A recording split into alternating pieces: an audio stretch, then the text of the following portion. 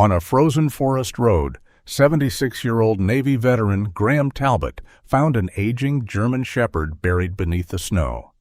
He abandoned everything he had collected, wrapped the dying dog in his military coat, and dragged her home through the bitter cold. Days later, 2 men arrived with official papers and demanded that Graham return the dog to them. But when Mica trembled and hid behind his legs, Graham realized her fear was hiding a truth no document could explain. Drawing on the courage and discipline of his years as a Navy SEAL, he stood between Mica and the men who wanted to take her away. What Graham uncovered would reveal how his decision and Mica's loyalty helped save an elderly woman who had nearly lost her voice, her freedom, and her only protector. Tell us where you're watching from, then like this video and subscribe for more moving stories about veterans, loyal dogs, and second chances. The morning after the storm arrived, bright enough to hurt. Sunlight poured across Foxglove County and struck the snow until every field, ditch, and frozen pond seemed made of broken glass. The pines along the forest road stood bent beneath white weight, their branches glittering whenever the wind moved through them. Nothing in the landscape looked damaged. Winter had covered every wound with the same clean sheet. Graham Talbot knew better than to trust anything that looked peaceful from a distance. At 76, he had learned that beauty and danger often shared a fence line. He rode north on an old green ATV that sounded as though it resented both the cold and its owner. A narrow trailer rattled behind him, carrying coils of copper wire, 3 dented sheets of roofing metal, a rusted pump housing, and enough miscellaneous iron to earn a modest payment at the recycling yard. Graham wore his faded olive military coat over a blue-gray flannel shirt. The patch above his left chest read, U.S. Veteran, though 2 letters had nearly vanished beneath years of dust and weather. A muted American flag rested on the right sleeve. His white hair had been flattened by a wool cap, then lifted again by the wind into its usual orderly disorder. The morning's haul had come from an abandoned dairy farm 3 miles from his cabin. The owner had moved south after the barn roof collapsed, leaving behind a collection of broken machines and the kind of silence that gathered wherever people had once believed they would stay forever. Graham understood that kind of place. The ATV coughed once as he climbed the narrow road beside the forest. Then it coughed again. "Don't become dramatic now," he told it. The engine died. The trailer rolled forward and bumped the rear rack with a hollow clang. For several seconds, Graham sat without moving. A pale ribbon of breath drifted from his mouth. Somewhere in the trees, snow released from a high branch and struck the ground with a soft, heavy sigh. He turned the key. Nothing. He tried again, listening to the starter grind with all the enthusiasm of a man being asked to rise from a warm bed before sunrise. Graham climbed down carefully. His left knee objected the moment his boot touched the road. The pain was not sharp. Sharp pain demanded attention. This was older and more patient, a deep grinding ache that had learned it could wait him out. He removed one glove with his teeth and opened the engine compartment. His hands were broad and scarred, the knuckles enlarged by age and labor. Dark traces of machine oil remained under his nails despite yesterday's scrubbing. For 20 minutes he checked the battery connection, fuel line, plug, and every wire the cold might have persuaded to betray him. He used the small brass caliper from his coat pocket to test the gap on a connector, opening and closing the jaws with one hand. The little click usually steadied him. This time, the ATV remained dead. His cabin was less than a mile away. The dairy farm sat behind him, empty and unheated. The nearest occupied house was farther in the opposite direction, beyond a hill that had not yet been plowed. Graham considered walking there for help. The thought lasted perhaps 2 seconds. He unloaded the pump housing first, then the sheets of metal and most of the copper. He stacked everything beside a cedar post, covering the smaller pieces with a torn canvas tarp. What remained in the trailer was light enough to pull, though not comfortably. Graham attached a length of rope to the frame, wrapped it around his gloved hands, and leaned forward. The trailer resisted. "So do I," he muttered. Its wheels finally broke free of the packed snow. He moved slowly, keeping his steps short and even. His right shoulder tightened from the strain. The pain in his knee climbed into his thigh. He adjusted his grip and continued. There had been a time when he could carry another man across uneven ground without thinking about the distance. That memory did not make the present easier.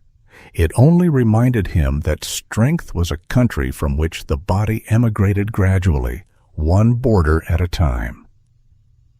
The forest road curved near an old white ash tree, split by lightning. Half the trunk remained standing, gray and silver against the snow. Graham had passed it hundreds of times. In summer, ravens perched on the broken crown. In winter, the trunk collected snow in the hollow where fire had once entered it. He might have walked past that morning if the wind had not risen. A gust came down from the ridge, lifting powder from the ditch. Snow streamed across the road in low, pale ribbons. At the base of the ash tree, the gust peeled a thin layer from a rounded mound. Something dark appeared beneath it. Graham stopped. At first he thought it was the ear of a deer. The shape was too still. He let go of the rope. The trailer rolled backward several inches before settling into the snow. Graham stepped off the road. The drift reached halfway up his boots. Pine saplings crowded the base of the tree, their low branches forming a shallow shelter. Beneath them lay a body nearly covered by fresh powder. A black ear. A patch of dark gold fur. A dog. Graham dropped to one knee. Pain flashed through his leg, but he barely noticed it. He brushed snow away with both hands, exposing the head and shoulders of a German shepherd. The animal was female, older, her muzzle grayed around the nose and chin. Snow had frozen into the fur along her back. Her eyes were closed. "Easy," Graham said, though nothing moved. He placed 2 fingers against the inside of her thigh and found no pulse at first. He shifted his hand, forced himself to slow down, then felt it. A faint beat. Another, too far apart. He pressed his palm lightly against her ribs. For several seconds, there was nothing. Then the chest rose beneath his hand. Barely. The old training returned without ceremony. It did not arrive as courage. It arrived as sequence. Airway, breathing, circulation. He opened the dog's mouth and checked for obstruction. Her gums were pale, but not gray. One pupil reacted weakly when he lifted an eyelid. There was no obvious blood beneath the snow, no broken limb angled wrong.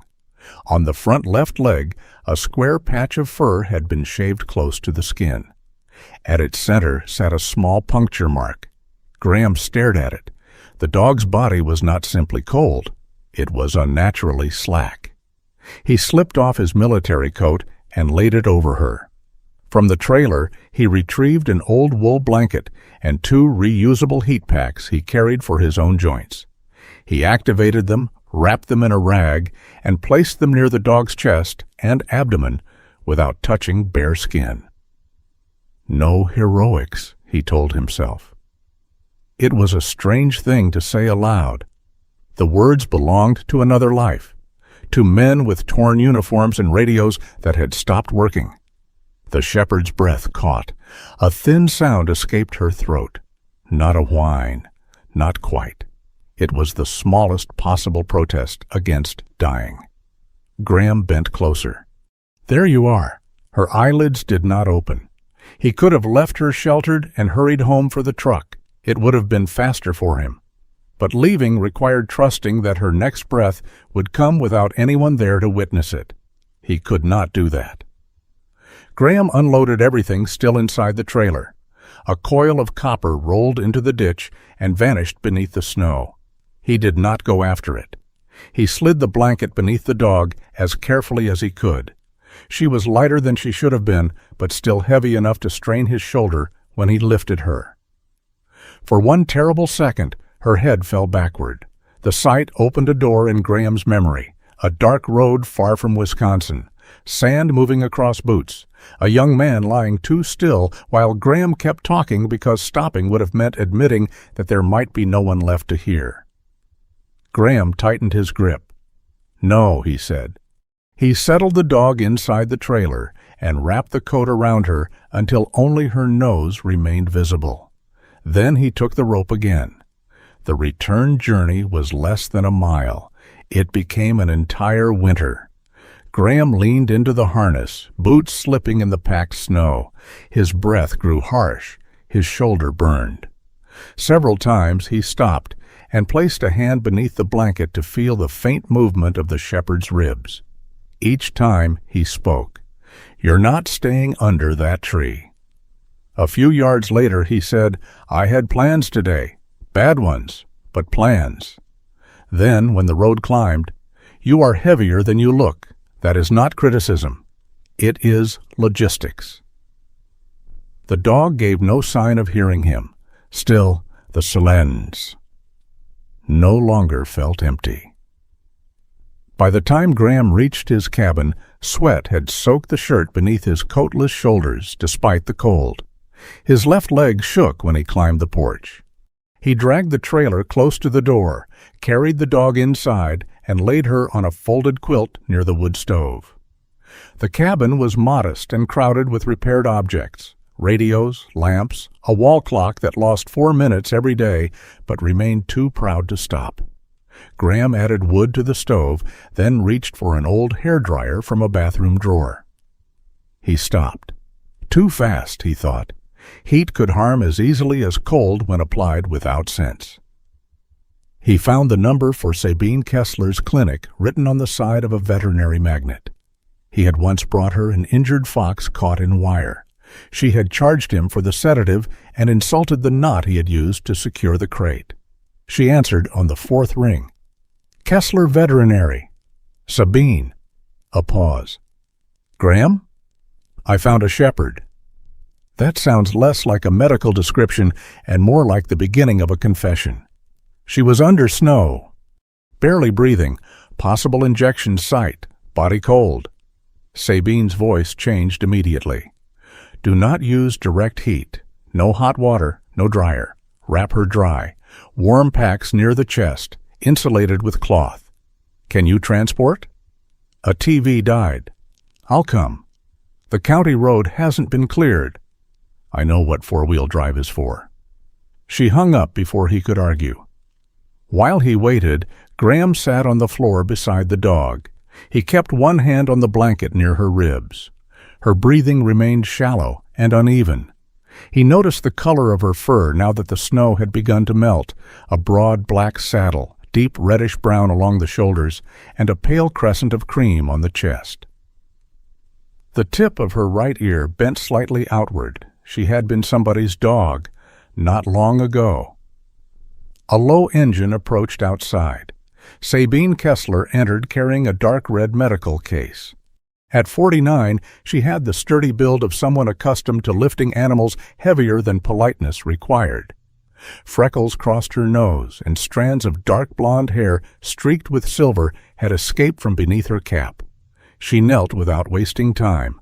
Pulse? Slow, weak. Gums? Pale. Sabine examined the puncture on the shaved leg. Her mouth tightened. Together, they carried the shepherd to the truck. At the clinic, warm fluids entered the dog's vein. Oxygen flowed through a clear mask. A monitor counted every weak beat of her heart with small electronic sounds that Graham disliked immediately. He stood near the treatment table until Sabine told him to sit or leave. He sat. Hours passed. The sun vanished behind the trees. Snowplows moved through town. The clinic lights grew too bright for the darkness outside. Sabine eventually joined him in the hallway. She removed her gloves and leaned against the wall. "She's responding," she said. "Slowly." Graham looked at the closed treatment room door. What was in her? A transport sedative. Not enough to fully anesthetize a healthy adult dog. Too much for an older shepherd already dehydrated and underweight. How long was she there? Based on her temperature and the snow packed into the outer coat, 2 hours. Maybe 3. Sabine folded her arms. Another hour might have been enough. Graham looked down at the coffee in his hands. It had gone cold long ago. I'm staying until she's stable. You can go home. I know. Sabine studied him, then walked away. Near dawn, she returned and opened the treatment room door. You can sit with her, quietly. The shepherd lay beneath warming blankets, oxygen line removed, but an IV still taped to her leg. Her eyes were half open now. One was brighter amber than the other. Graham lowered himself into the chair beside her.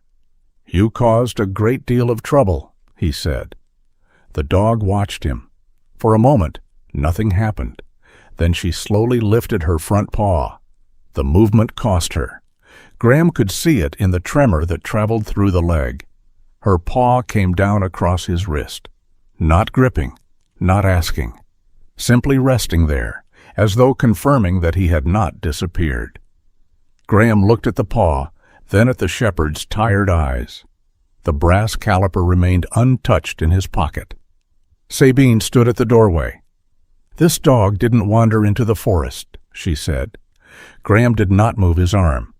Sabine glanced at the shaved patch, the puncture mark, and the preliminary blood results clipped to her board. Someone sedated her. Someone drove her out there. Her voice hardened. And someone left her beneath that tree to die. Mica remained at Kessler Veterinary for 6 more days. By the 2nd morning, she could lift her head without trembling. By the 4th, she managed 3 uncertain steps across the treatment room before sitting down abruptly, as if the floor had violated an agreement. Sabine did not applaud. She simply made a note on the chart and moved the water bowl closer. Graham came every day. He told himself the visits were practical. Sabine needed someone to discuss temporary care. The dog responded calmly when he entered. His cabin was close enough for follow-up appointments. None of those explanations required him to bring a piece of boiled chicken wrapped in wax paper or to sit beside Mica while repairing the broken latch on Sabine's supply cabinet. On the 6th afternoon, Sabine handed him a clipboard. Medication at 7 in the morning and 7 at night. Food divided into 3 smaller portions. Record water intake, temperature, stiffness, vomiting, unusual behavior, and bowel movements. Graham looked down the page. There were boxes, columns, abbreviations, and enough blank lines to document a minor war. I once removed a detonator underwater in complete darkness, he said. No one asked me to record how many times the detonator relieved itself. Sabine zipped Mica's medication into a canvas pouch. Bombs are more honest. A bomb never pretends to swallow a tablet and spits it behind the sofa. From the padded mat near the wall, Mica watched them with one amber eye brighter than the other. Graham pointed at her. She doesn't look dishonest. She looks experienced. Sabine crouched beside Mica and checked the healing puncture on her front leg. The shaved square of fur remained visible, pale, against the deeper colors of her coat. You are not adopting her, Sabine said without looking up. I didn't say I was. You have a particular silence when you are about to make a bad commitment. I have one silence. You have several. I've catalogued them. Mica rose slowly. Her back legs remained stiff for the first few steps, but she crossed the room and stopped beside Graham. She did not lean against him. She simply stood there. Sabine handed over the leash. Temporary medical foster. That means temporary, medical, and foster. None of those words means you get to ignore me. Graham took the leash. I understood at least 2 of them. The cabin changed in ways Graham had not anticipated. A water bowl appeared beside the kitchen wall. A folded blanket occupied the corner near the stove. Medication bottles stood in a row beside his coffee tin, labeled in Sabine's handwriting because she claimed his own handwriting resembled a fence collapsing in stages. Graham built a shallow wooden ramp over the two porch steps so Mica would not strain her hips. He used scrap oak, galvanized screws, and a strip of old carpet for traction. He told himself the ramp was temporary. He sanded the edges twice. Mica did not settle easily. She slept lightly, often waking when the stove shifted or ice slid from the roof. She would lift her head, listen, and remain still until the cabin became ordinary again. She disliked closed doors. If Graham shut the bathroom door, Mica waited outside with her nose near the gap. If he closed the workshop door too firmly, she retreated to the far side of the room. The first time a vehicle stopped outside, her whole body changed. It was only Russell Vane, the grocery delivery driver, bringing canned soup and a bag of dog food Sabine had ordered. Russell was a harmless man with cheerful cheeks and an unfortunate habit of speaking before entering a room. He climbed from his van wearing a long black winter coat and called, "Graham, you alive in there?" Mica backed away so quickly that her hindquarters struck the wood stove guard. A growl rose from her chest. Russell froze on the porch. Graham stepped between them. "Stay outside." "I was planning to," Russell said. "Your new receptionist seems strict." Mica's nails scraped against the floor as she retreated into the corner, eyes fixed on Russell's coat. Her breathing came fast and shallow. Graham knelt several feet away from her. He did not reach. He waited until she looked at him, then turned his body slightly sideways, making himself smaller. Russell left the groceries on the porch and drove away. Only after the van disappeared did Mica's breathing begin to slow. That evening, Graham wrote in Sabine's chart, reaction to black coat and vehicle. Fear. Growling. No approach. He stared at the sentence. A lesser part of him wanted to treat Mica's reaction as proof. Whoever had hurt her must have worn black. Whoever drove a certain vehicle must be guilty. But fear was not testimony. He knew that much. Fear remembered shapes, sounds, smells, and sometimes the wrong face. 2 days later, Sabine arrived with Dr. Elaine Barlow. Elaine was 55, compact and broad through the shoulders, with iron-gray hair cut close around her ears and a weathered face that seemed incapable of pretending reassurance. She wore an olive work jacket, dark trousers, and carried no treats in her hands. She entered the cabin without looking directly at Mica. For 10 minutes, Elaine spoke only to Graham. How often does she sleep? In pieces? Appetite? Improving. Startle response? Doors? Engines? Dark coats? Fast movement? Any snapping? No. Any warning growls? Once. Elaine nodded. Good. Graham frowned. Growling is good. Growling is communication. Punish the warning and you may keep the fear while removing the courtesy. Mica remained near the kitchen wall, watching. Elaine sat sideways in a wooden chair and placed a small canvas pouch on the floor. She did not open it. She did not call Mica. After several minutes, Mica approached far enough to smell the air around her boots. Elaine stayed still. She is not identifying bad people, Elaine said quietly. She is reacting to associations, clothing, engines, posture, leash type, maybe scent. Do not turn her into a witness who cannot speak. Graham folded his arms. I haven't. You were about to. He disliked her accuracy. Elaine watched Mica's gait when the dog crossed the room. She touched the lower back only after Mica allowed it, then examined the hips with slow pressure. Early degeneration, probably made worse by cold exposure. She will need joint management. No jumping from the truck. No long runs. Short walks. Consistent surface. She won't be running with me. Elaine glanced at his left knee. I was not concerned about that. Sabine looked away to hide a smile. Before leaving, Elaine placed a black nylon leash on the floor several yards from Mica. The dog saw it and immediately stepped behind Graham. There was no growl this time, only trembling. Graham felt the pressure of her shoulder against the back of his leg. Elaine picked the leash up slowly and put it away. "That means something happened," Graham said. "Yes. Something specific. Specific to her, not yet specific enough for us." It was an answer Graham did not like because it gave him responsibility without certainty.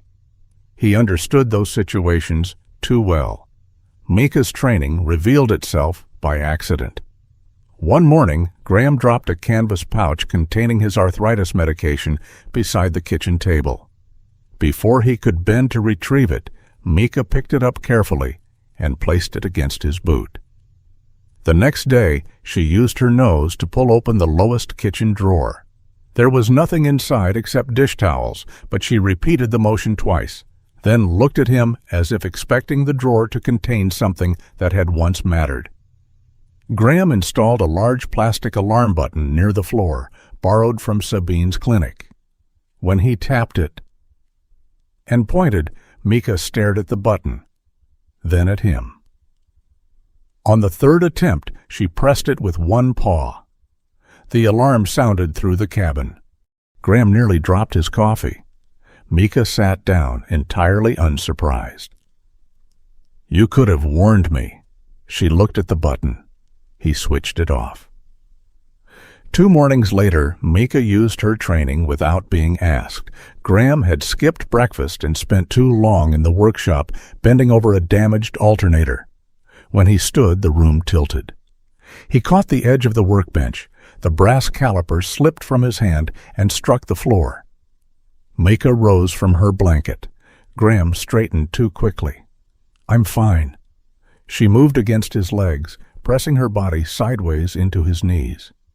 The contact prevented him from stepping before his balance returned. Then she caught the sleeve of his flannel shirt gently between her teeth. "Mica!" She pulled once toward the kitchen.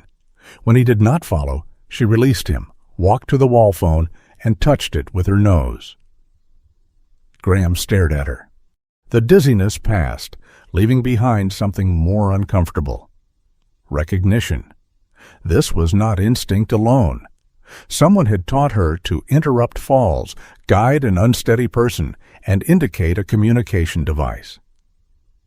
Graham sat at the table and ate half a piece of toast under Mica's supervision. She placed one paw on the toe of his boot.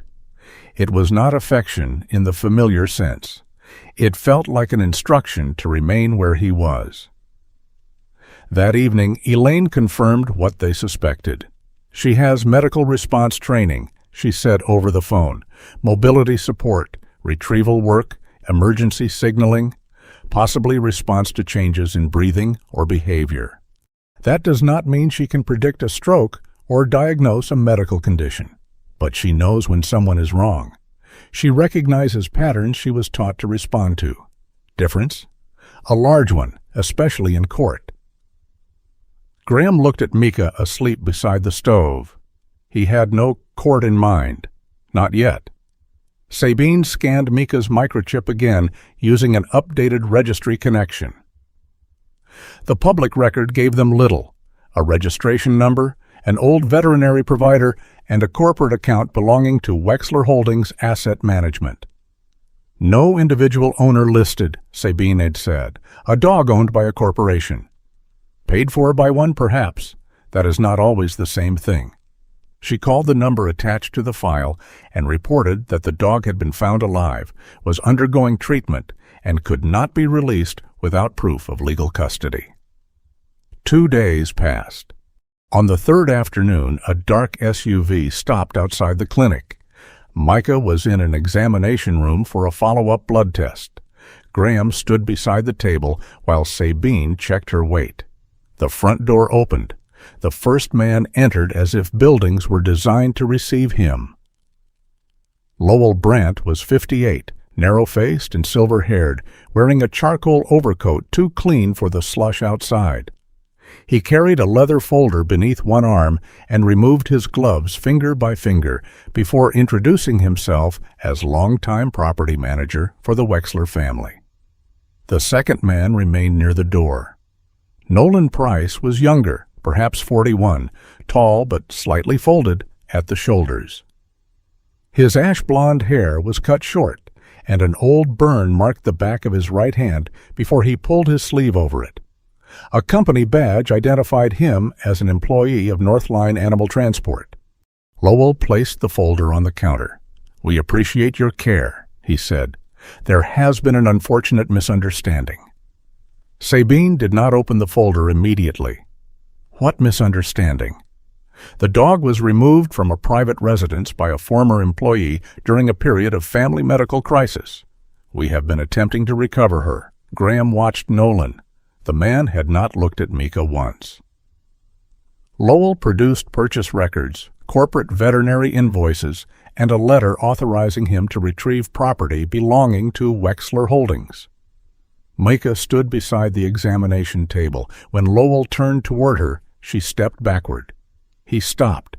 "There she is," he said gently. "Mica." Her ears flattened. Nolan reached for a black nylon leash clipped to his belt. The metal clasp made a small sound. Mica's body began to shake. She backed into Graham's legs, claws sliding across the tile. When Nolan took one step closer, she twisted behind Graham and pressed her head against the back of his knee. Nolan went pale. Lowell's expression changed only slightly. "She has been through a traumatic separation," he said. "That reaction is understandable." "No," Sabine replied. "The reaction is significant. The interpretation is not yours to choose." Lowell turned back to the paperwork. "The animal belongs to the company. I have documentation." "You have documents showing payment," Sabine said. "You do not have a court order, medical release, or verified authority from the person receiving the dog's assistance." Lowell's politeness cooled. "This is valuable property." Graham looked at Mica trembling behind him. "Then your company has a poor way of storing it." Lowell studied Graham for the first time. "And you are?" "Temporary foster." "I would advise you not to confuse temporary possession with ownership." "I don't?" "Good, because retaining corporate property after a lawful request can become expensive." Graham did not raise his voice. "She is under active veterinary care. You can argue about ownership with someone paid to enjoy that sort of thing." Lowell closed the folder. "You may find that powerful families have more patience for paperwork than you do." Graham glanced at the black leash in Nolan's hand. "Perhaps, but I have more patience than she has blood left to lose." For a moment no one spoke. Lowell put on his gloves and walked out. Nolan followed, but paused at the door. His gaze finally met Mica's. Something passed across his face. Not surprise, not guilt alone, but the look of a man seeing the result of a decision he had tried not to remember. Then he left. Sabine locked the clinic door. "You handled that better than I expected," she said. "I'm getting old. That has never stopped you before." They waited 20 minutes before taking Mica through the rear entrance. Graham placed her in the truck using the small ramp Sabine kept for large dogs. As he reached for the driver's door, he noticed a business card beneath the windshield wiper. Nolan Price, Northline Animal Transport. There was writing on the back. The letters were uneven, pressed hard enough to leave grooves in the card. "Do not give the dog to Brandt." Below it, in smaller writing, "They will make her disappear again." Graham read the message twice. Inside the truck, Mica watched him through the glass. The papers in Lowell's folder had looked clean, official, and complete. The warning in Graham's hand looked frightened. For the first time since finding Mica beneath the ash tree, he was no longer wondering only what had been done to her. He was wondering who still needed her gone. The warning on Nolan Price's card stayed in Graham's coat pocket for 3 days. He did not show it to everyone. He showed it to Sabine. She read the message twice at the clinic counter, then placed the card on a stainless steel tray as though it might carry something contagious. "They will make her disappear again," she read aloud. Graham stood with both hands braced against the counter. Mica rested near his left boot, her right ear bent slightly outward, her eyes following Sabine rather than the card. "You believe him?" Sabine asked. "I believe he was afraid when he wrote it. That is not the same thing." "No." Sabine looked at him over the top of the page. "You are learning. Don't celebrate too early." The microchip record had opened one door and then revealed another locked behind it. With permission from the registry, Sabine contacted the veterinary practice listed in Mica's older files. Most of the records were routine: vaccinations, joint supplements, dental work, but several entries identified Mica as an assistance animal assigned to a woman named Adelaide Wexler. The name was familiar even to Graham. Wexler Hearth operated retirement communities and assisted living centers across 3 states. Their advertisements appeared on local television between weather warnings and farm equipment auctions. Silver-haired couples walked through sunlit gardens while a calm voice promised dignity, independence, and care that felt like home. Graham had always distrusted any place that needed soft piano music to explain kindness. Adelaide Wexler, 84, had founded the company nearly 4 decades earlier.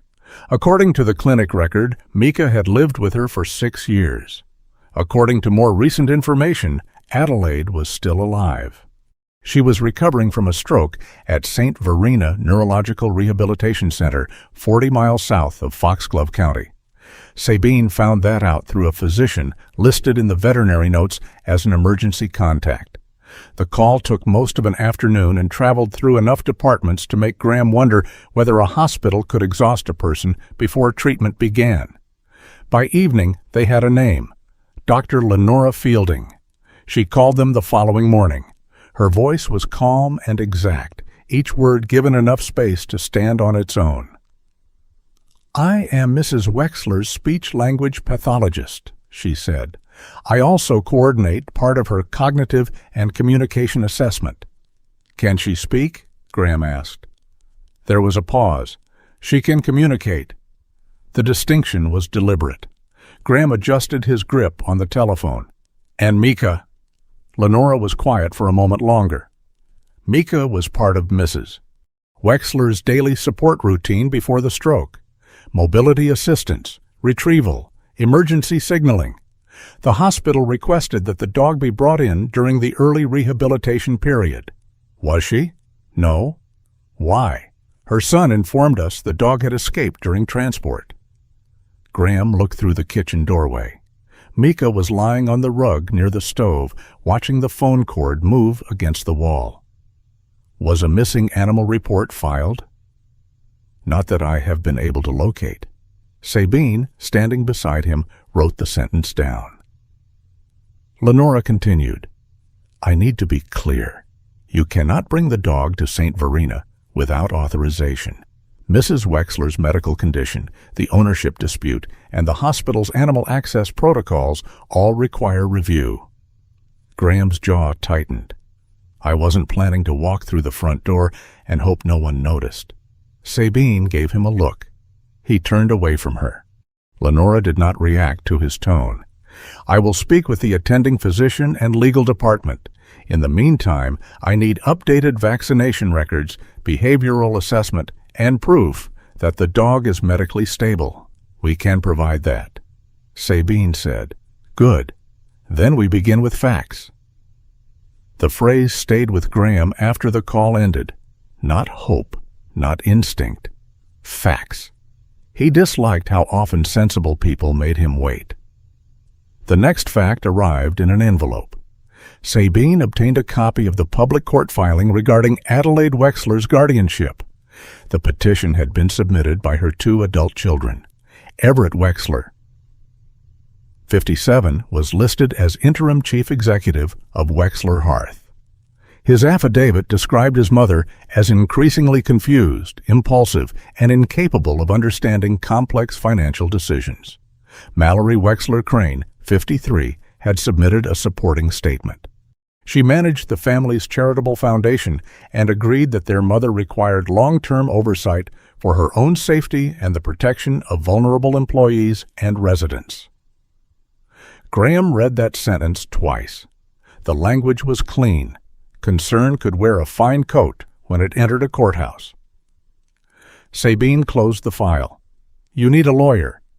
"I don't own the dog." "That is not what concerns me." "What does?" "You have a habit of stepping into rooms where powerful people are already deciding what the truth should sound like. I am not part of their family." "No, that may make you useful." It also made him disposable, though neither of them said it. Sabine gave him the name of Judith Halberg, a 66-year-old attorney in Pine Crossing who specialized in elder rights and contested guardianship cases. Judith's office occupied the second floor above a pharmacy. The waiting room had no inspirational artwork, only a coat rack, 3 hard chairs, and a sign requesting that clients not rearrange documents for emotional clarity. Judith was small, straight-backed, and silver-haired, with red-framed glasses that made her expression look sharper than it already was. She listened without interrupting, while Graham explained the snow, the sedative, Lowell Brandt, Nolan's warning, and the missing dog claim. When he finished, Judith placed her black fountain pen on the desk. The movement was quiet. Graham had the distinct feeling he had said something unsupported. "Which part?" he asked. "Which part what?" "Made you put the pen down?" "The part where you implied the family removed the dog to cause Mrs. Wexler's stroke." "I said the timing was suspicious." "You said it like a conclusion." "It may be one." "It may be rain tomorrow." "Courts prefer weather reports." Graham leaned back. Judith folded her hands. "A sedated dog was abandoned. That is one issue. A guardianship petition is another. Financial control is a third. They may connect. They may not connect in the way you hope." "I don't hope for any of it." "No. You hope your anger is accurate. That is different." The words landed cleanly. Judith picked up her pen again. "The central question is not whether Mica belongs to the corporation, the family, or the woman in the hospital. Not yet. Then what is it? Whether Adelaide Wexler can express her own wishes consistently." She had a stroke. Aphasia is not the same as incapacity. Neither is physical weakness. Neither is slow speech. Judith's voice hardened by half a degree. People become very eager to speak for someone when waiting becomes inconvenient. Graham thought of Mica pressing her shoulder against his legs in the workshop, not dragging him, not forcing him, holding him still until he could stand safely. What if she cannot answer quickly? Then everyone else learns patience. For the first time since finding Mica, Graham understood that the most important act of protection might be refusing to finish another person's sentence. St. Verena approved one trial visit 9 days later. The conditions filled 2 pages. Mica had to be freshly groomed, medically cleared, leashed with hospital-approved equipment, and accompanied by Sabine. The meeting would take place in a private rehabilitation room for no more than 20 minutes. Graham could attend, but only as Mica's temporary handler. Lenora would control the session. "No question about money, ownership, or family disputes," she told him by phone. "I know. No asking whether someone hurt her. I know. No interpreting gestures. I said I know. Then we are making excellent progress." St. Verena stood beyond a frozen lake, all pale stone and broad windows designed to make illness look temporary. Inside, the corridors smelled of disinfectant, warm linen, and cafeteria coffee. Mica hesitated at the automatic doors. Graham did not pull. He waited beside her until she stepped forward on her own. Lenora met them near the therapy wing. She was 52, slim, with dark curls streaked in silver and gathered low behind her head. Transparent framed glasses rested on a round, attentive face. She wore no expression of professional sympathy. Graham trusted her slightly more for that. She crouched several feet from Mica, but did not reach toward her. "Hello, Mica," she said. The dog's ears shifted. Lenora stood. She remembers the name. She has heard us use it. "Yes," Lenora replied, which is why I did not say she recognized me. Sabine's mouth twitched. They entered a room with exercise rails, foam blocks, and a broad glass door overlooking a snow-covered courtyard. Adelaide Wexler waited near the window. She sat in a wheelchair with a burgundy blanket over her knees. Her body leaned slightly left despite the support cushion. White hair, cut at the jaw, had been tucked behind her right ear but fallen loose on the other side. She was smaller than Graham expected, not weak. Smaller. Her face held little movement, yet her gray-blue eyes were awake and deeply irritated by something. Perhaps the chair, perhaps the room, perhaps the entire arrangement of being observed. A wooden-framed communication board rested on the table beside her right hand. Lenora closed the door. "Mrs. Wexler? Graham Talbot has brought a visitor." Adelaide looked at Graham first. Her gaze moved over his old military coat, patched trousers, and weather-darkened hands. He had the uncomfortable sensation of being inspected for structural defects. Then Mica entered. Nothing dramatic happened. The dog did not bark. Adelaide did not cry out. Mica stopped 3 feet from the wheelchair. Her body became still. Graham felt the leash loosen in his hand. Mica took one step, then another. She approached the right side of the chair and lowered her head beneath Adelaide's open hand. Adelaide's fingers moved, only slightly. They touched the fur between Mica's ears. The change in the room was not visible at first.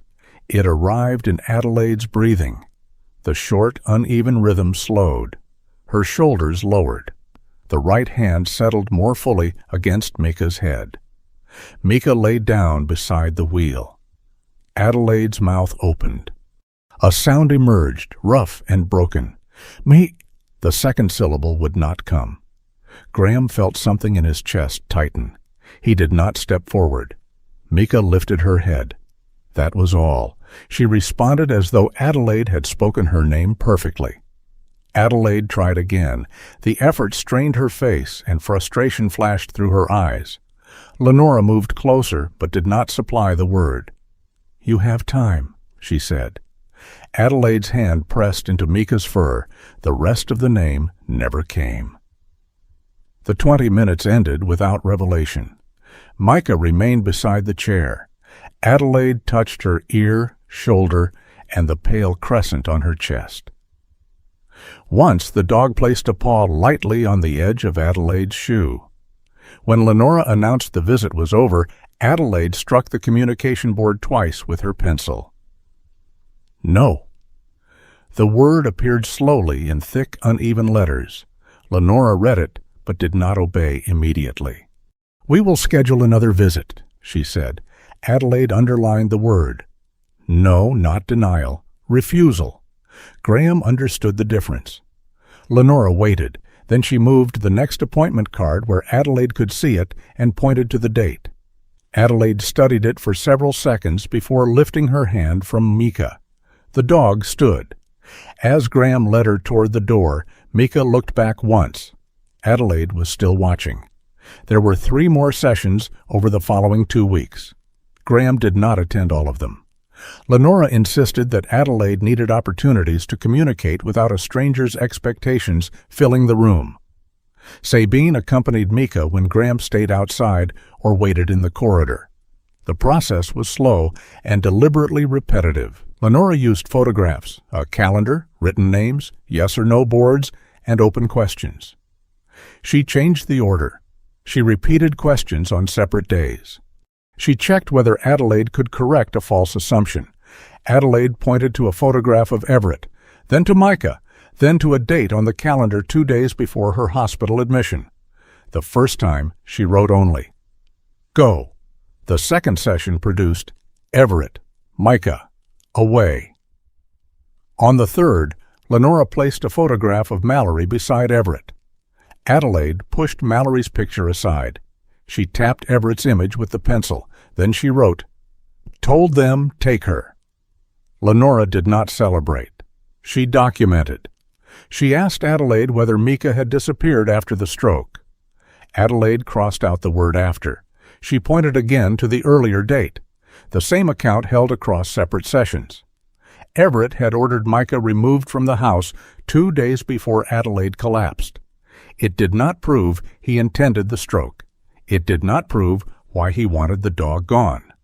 But it proved the explanation about Mica escaping during later transport was false.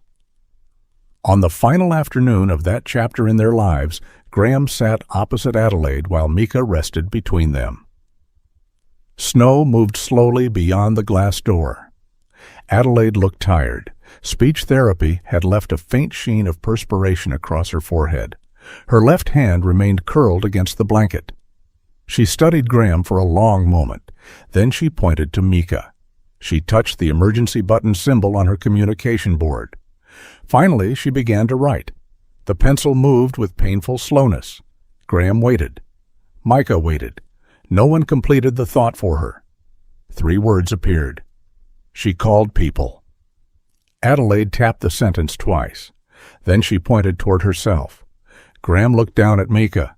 The dog had not merely kept Adelaide company. When Adelaide fell, became confused, or could not reach help, Mica had been trained to summon another human being, and someone had removed her 2 days before the house went silent. Adelaide's progress did not arrive in a straight line. Some mornings she could form a sentence with only one pause. On others, a single word seemed to stand behind a locked door while everyone in the room waited for the key. Mica did not change that.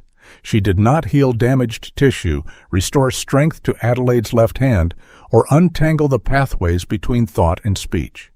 What she changed was the amount of fear in the room. When Mica lay beside the wheelchair, Adelaide's breathing steadied. Her right hand stopped clutching the edge of the communication board. She remained in therapy longer before exhaustion clouded her eyes. Lenora Fielding guarded that distinction carefully. "Mrs. Wexler is improving because she is working," she told Graham after one session. "Because the medication is helping, because the rehabilitation team is consistent. Mica gives her a reason not to quit when the work becomes humiliating." Graham looked through the observation window. Adelaide was trying to move 3 wooden blocks from one side of a table to the other. Her left hand failed to close around the first block. The occupational therapist reset it without comment. Mica lay beneath the table with her head on her paws. "She makes it look easier," Graham said. "No," Lenora replied. "She makes failure feel less lonely." That was different. Graham understood loneliness better than ease.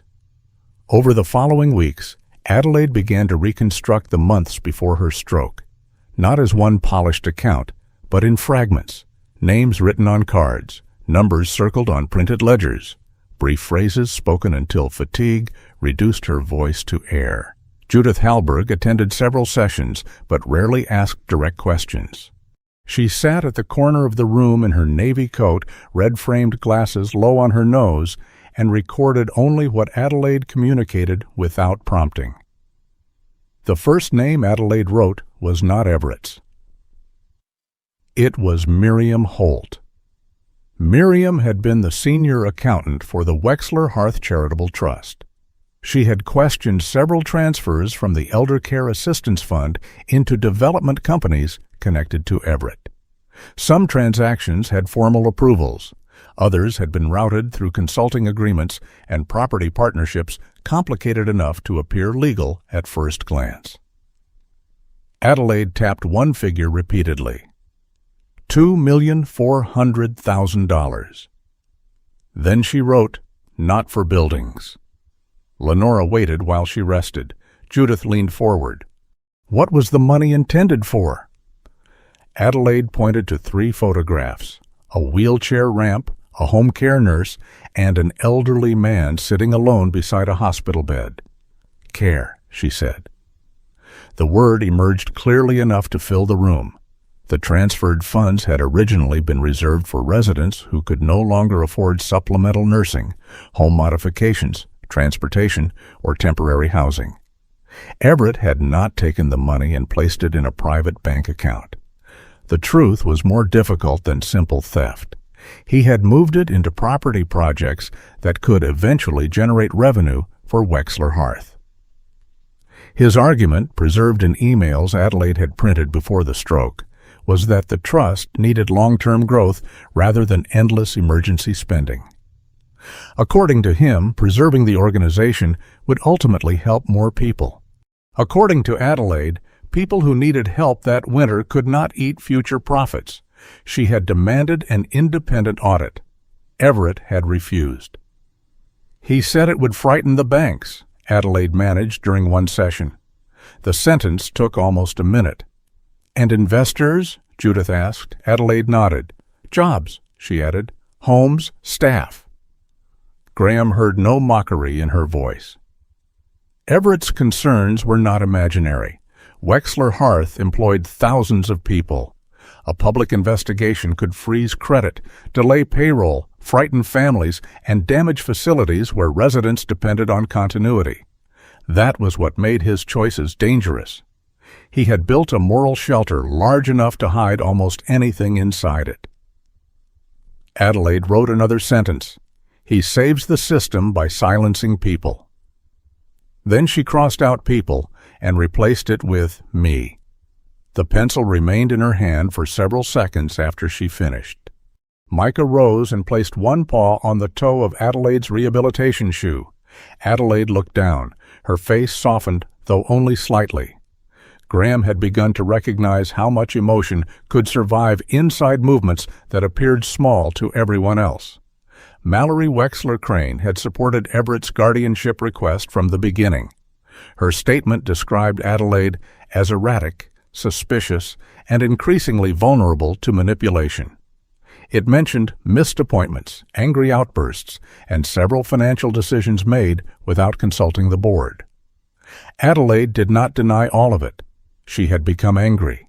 She had accused people of betrayal. She had moved money quickly after discovering the transfers. Some of her behavior had been impulsive, but anger was not confusion, and suspicion was not madness when someone was concealing information. Mallory managed the family's charitable foundation, which depended heavily on Wexler Hearth profits. If the company lost access to credit or suffered a public scandal, her programs would be among the first cut.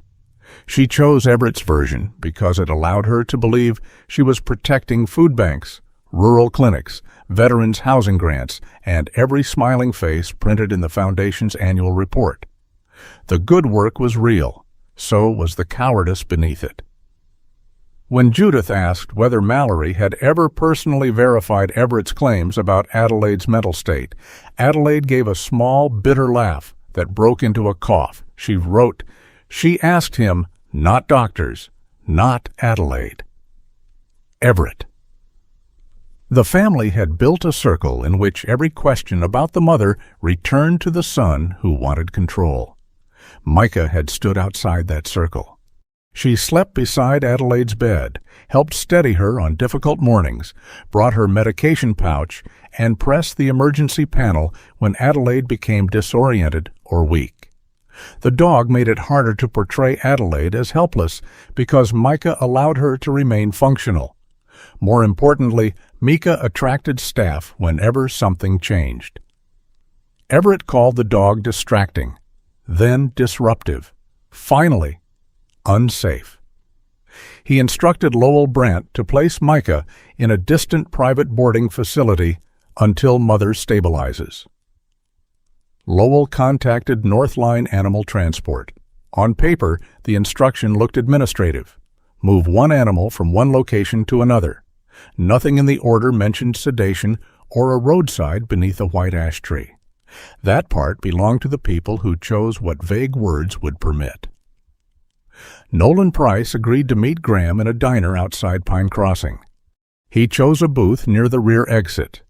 Graham arrived first and watched Nolan enter, wearing the same blue-gray work coat, now stripped of the North Line Company patch. Nolan's shoulders seemed narrower without Lowell beside him. He sat, but did not remove his gloves. "I didn't know they'd found her alive," Nolan said. Graham placed both hands on the table. "You saw her at the clinic. I mean before that. You believed she was dead." Nolan looked toward the window. The diner's neon sign reflected across his face in a red line. "I believed she would be." A waitress arrived. Neither man ordered food. Nolan explained that Lowell's written order directed Northline to deliver Mica to a private boarding facility near the state line. Nolan drove. His co-worker Travis Morrow, 46, handled animal restraint and medication. Travis was not a large man, Nolan said, but he enjoyed situations in which frightened things could not argue with him. The boarding facility refused Mica because the authorization did not contain Adelaide's signature or a valid guardianship order. Nolan called Lowell. "What did Brant say?" Graham asked. Nolan rubbed the old burn scar on his right hand through the glove. "He said we were not to return with the dog. Those exact words. He said, 'Resolve the problem before you come back.'" "That is not the same sentence." "No." Nolan's eyes finally met his, but we both knew what he meant. Graham felt anger rise, clean and immediate. He wanted something simple from Nolan, a confession with edges, a name that could absorb the whole crime. Instead, he had a man who had understood evil and remained seated while another person performed it. "Travis had transport sedative," Nolan continued. "He said a sleeping dog would not follow the truck. You let him inject her." "I told him not to." "And then?" Nolan's silence answered. "He dragged her out near the forest road," Nolan said at last. "I stayed by the vehicle." Graham leaned back. For a moment the diner became too warm. Nolan removed his gloves. The burn on his hand was shiny and uneven. "Lowell made us sign a delivery form afterward. Said the kennel had accepted her. I took a picture of the GPS screen because I thought—" "You thought what?" "That if it came back on us, I could prove where we had been." Not to save Mica, to save himself. Nolan seemed to understand what Graham had heard. "I know what that sounds like. It sounds accurate. I am trying to fix it." "No, you are trying to decide how much truth you can afford." Nolan flinched. Graham stood. "Send the image to Judith Halberg. Then speak to the police." "What if they charge me?" Graham looked down at him. "That is not the most important thing that happened that day." Judith was unimpressed by the screenshot. "It is useful," she said, "but by itself it proves a vehicle was somewhere. Nolan will testify. Perhaps. Frightened witnesses change details when consequences become real. He told the truth. He told a version of it in a diner without recording, counsel, or oath." Graham's patience thinned. "What else do you need?" "Server records, dispatch logs, the original delivery order, surveillance footage, medication purchase records, evidence that cannot become nervous." The animal cruelty investigation was assigned to Deputy Aaron Keats. Aaron was 43, broad-faced, with a close-cut mustache and the exhausted eyes of a man who had spent too many winters interviewing people who insisted the truth was simple. He wore a gray-green patrol coat and carried an old handheld recorder instead of relying on his phone. He met Graham at the sheriff's substation. Before the interview, Aaron placed the recorder between them. "February 18th, 10:14 a.m., Foxglove County, substation," he said. Interview with Graham Talbot regarding the recovery of a German Shepherd. He then asked Graham the same questions 3 different ways. Where had he found Mica? What time? What was visible? Had anyone offered him money? Had he contacted the press? Did he know Adelaide before finding the dog? Was he seeking ownership? By the sixth question, Graham understood Aaron was examining him as carefully as the case. "You think I buried the dog myself, so I could become famous?" Graham asked. "I think people behave strangely around wealthy families, injured animals, and cameras. There were no cameras. There may be later." Aaron did not apologize. That irritated Graham and earned a small portion of his respect. When Graham mentioned Lowell's calls to Nolan, Aaron raised one hand. "What you believe happened is not what you witnessed." "I know." "Do you?" The question felt uncomfortably familiar. Judith had asked it differently. Elaine had warned him about turning Mica's fear into testimony. Lenora had forced everyone to wait for Adelaide's words. Again and again, Graham was being told that conviction could become another kind of control. He gave Aaron only the facts. It felt less satisfying than anger. It was also harder. Adelaide offered Graham money 3 days later. The proposal came through Judith after a therapy session. Adelaide wanted to compensate him for Mica's veterinary expenses, lost work, transportation, and time. The amount written on the page was larger than Graham's annual income. He looked at it once. No. Adelaide sat across from him in the private therapy room, burgundy blanket over her knees. Mica rested between them. Judith remained near the window. Adelaide tapped the page. "No," Graham repeated.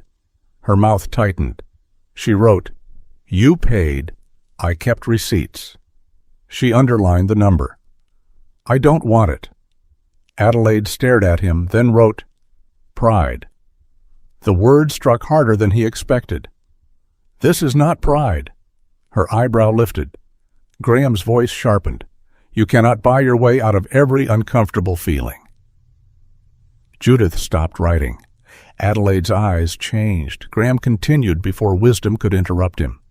"You paid people to fix problems, funded programs, covered losses, smoothed over arguments.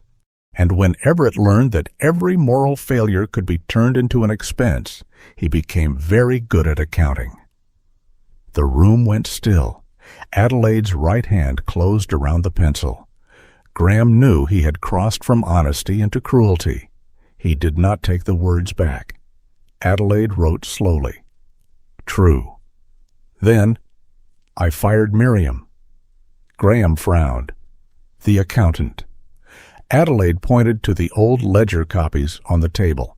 She wrote, "She warned me." A pause. "She embarrassed family." Another pause. "I chose peace." Her face twisted at the final word. Peace. The kind purchased by silencing the person who disturbed it.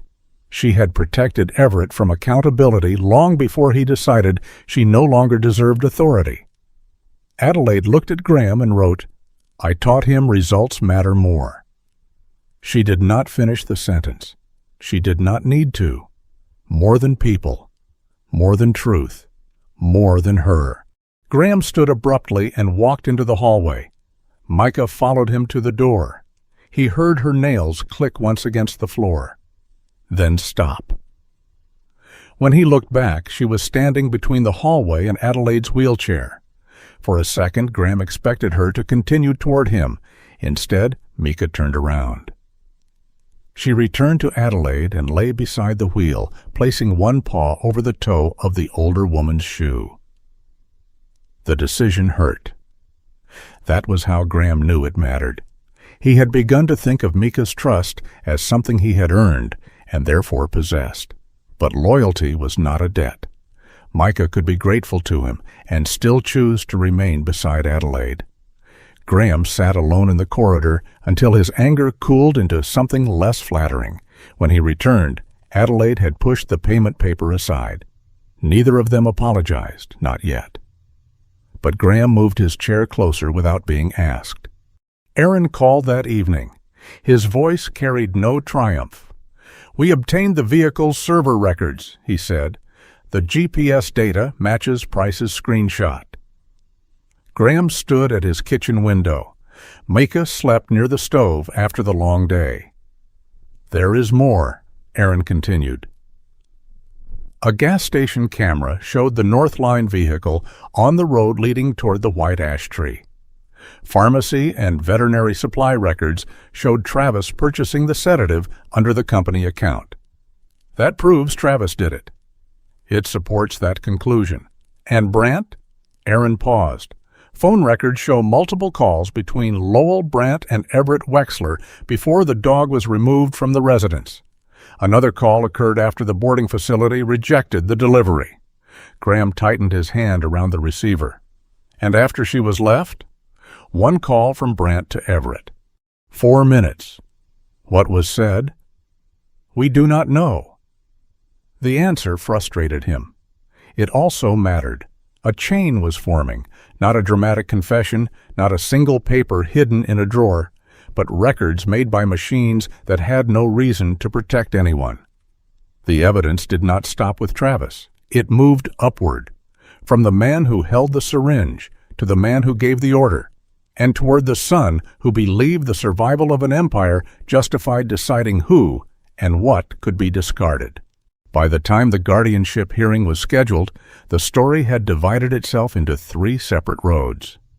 Deputy Aaron Keats continued the criminal investigation into Mica's sedation, false delivery record, and abandonment near the forest road. An independent accounting firm began examining transfers within Wexler Hearth and its charitable trust. Judith Halberg prepared for the hearing that would determine whether Adelaide retained the right to govern her own life. The roads touched one another, but Judith refused to let anyone pretend they were the same. "We are not trying Everett Wexler for animal cruelty in this room," she told Graham the evening before the hearing. "We are not deciding whether every financial transfer was fraudulent. We are answering one question." She sat across from him at the narrow conference table in her office, red-framed glasses low on her nose. Can Adelaide understand her circumstances, communicate choices, and accept reasonable assistance without surrendering every decision to someone else? Graham stared at the witness outline Judith had placed before him. Everett's legal team had submitted photographs of Graham's cabin, his scrapyard, and the old ATV that had died on the forest road. They had included references to his military service, his solitary lifestyle, and an argument he had once had with a county inspector over an unlicensed storage shed. The language did not call him unstable. It merely placed the idea close enough for the judge to notice. "They make me sound like I live in a bunker and communicate through warning shots," Graham said. Judith capped her fountain pen. "Do you? No. Then do not help them by becoming offended. They called my house unsanitary. They called it poorly maintained. The porch leans because the ground freezes unevenly. Excellent. Say that if asked. They implied I manipulated Adelaide. You have met her fewer than 10 times. That is easy to answer." Graham tapped the page. "They are using my service record. They are using your temper. My service record says nothing about my temper. Your face does some of the work." He glared at her. Judith nodded. "That face." She pushed the witness outline closer. "Tell the truth about what you saw. Do not diagnose Adelaide. Do not interpret Mica. Do not speculate about Everett. Facts are less satisfying than fury, but they survive longer." Graham folded the papers. "I know." Judith studied him. "No," she said. "You are learning." The county courthouse stood in Pine Crossing, a red brick building with narrow windows and radiators that hissed like offended snakes. Snow had begun before dawn. By the time Graham arrived, the courthouse steps were coated in white grit and salt. He wore his old olive military coat, freshly brushed, but still marked by years of use. Judith had advised him not to buy anything new. "Trying to disguise your life suggests you are ashamed of it," she had said. "Clean boots will be sufficient." Mica was not allowed inside the hearing room. She waited in a private consultation room near the clerk's office with Sabine, who had brought a blanket, water bowl, and enough medical supplies to treat a small cavalry unit. Adelaide entered through a side door accompanied by Lenora Fielding and a rehabilitation nurse. She wore her blue-gray cardigan and a burgundy scarf over one shoulder. Her wooden communication board rested across her lap. The hand holding the triangular pencil appeared steady until the wheelchair crossed the threshold, and she saw Everett. He was seated at the opposite table. Everett Wexler looked exactly like a man who had never arrived anywhere by accident. His dark blue suit fit without a wrinkle. Silver marked his carefully combed hair at the temples, and a thin, square-faced watch rested beneath his cuff. Beside him sat Mallory. Her camel-colored coat had been folded over the back of her chair. The silver leaf brooch Adelaide had once given her remained pinned near the collar of her pale green blouse. Mallory did not look at her mother. Everett did. His expression carried concern, polished to the point of impersonality. The hearing was closed to the public, but the room was crowded with attorneys, medical professionals, court staff, and representatives from the Independent Financial Review. Judge Helen Mercer, 71, presided from a raised bench. She had white hair cut close around her face and the weary posture of someone who had watched too many families call control by gentler names. She began without ceremony. This hearing concerns capacity and the least restrictive form of assistance appropriate for Mrs. Wexler. It is not a criminal trial, a corporate audit, or a referendum on anyone's virtue. Her gaze moved across both tables. Anyone who forgets that will be reminded. Everett's attorney presented first. He described Adelaide as a brilliant founder whose medical decline had made her vulnerable to confusion, anger, and outside influence. He spoke of unstable financial decisions, disrupted company operations, and the danger of allowing complex choices to be made by a person whose speech and mobility remained severely impaired. Then he spoke about Graham, a recently bereaved veteran living alone, a man with no prior relationship to Adelaide, a temporary custodian who had become unusually involved in a private family matter. Graham heard the shape of the argument. Not liar, not criminal, unreliable, lonely enough to attach himself to a wealthy stranger and her valuable dog. Judith leaned toward him. "Breathe through your nose," she whispered. "I am breathing. Do it less aggressively." When Graham was called, he walked to the witness chair without looking at Everett. Judith kept her questions narrow. Where had he found Mica? What condition was she in? What did he observe on the shaved front leg? Who came to retrieve her? What papers had Lowell shown? How did Mica behave? Graham answered plainly. When Everett's attorney asked whether Mica had recognized Lowell or Nolan as abusers, Graham said no. She was afraid. "So you cannot say why?" "No." "Yet you refused to release her." "She was under active treatment. The doctor advised against it. Their legal authority was unclear." "Did you believe they intended to harm the dog?" "I suspected it." "But you did not know." "No." The attorney paused, perhaps expecting resistance. Graham gave him none. "Mr. Talbot, do you consider yourself protective of Mica?" "Yes." "Possessive?" The question touched something raw.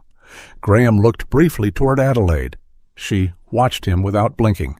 "Sometimes?" he said. The attorney's eyebrows lifted. Graham continued, "That is why other people are involved in decisions about her care." Judith did not smile, but her pen moved. The answer cost him something. That made it useful. Sabine testified about the sedative, dehydration, Hawthorne-Neat, and estimated exposure time. She refused to claim the dosage had been intended to kill Mica. "It created a foreseeable risk of death in those conditions," she said. "Intent belongs to investigators." Elaine explained Mica's fear responses. "The behavior is consistent with trauma," she said. "It cannot identify a specific offender. Dogs associate danger with clothing, equipment, movement, smell, or context. That is clinically relevant, not a verdict. Aaron confirmed that Northline's vehicle records contradicted the signed delivery report. GPS data, roadside surveillance, and the sedative purchase supported Nolan's account. When Everett's attorney asked whether the call records proved Everett ordered Mica abandoned, Aaron answered, "No, they prove communication occurred. We are still investigating content and responsibility." Each witness removed a possible exaggeration from the case. Strangely, the truth became stronger as it grew less dramatic. Lenora testified last among the professionals. She explained aphasia, supported communication, and the methods used to assess Adelaide's consistency. She can understand complex question when presented at an appropriate pace, Lenora said.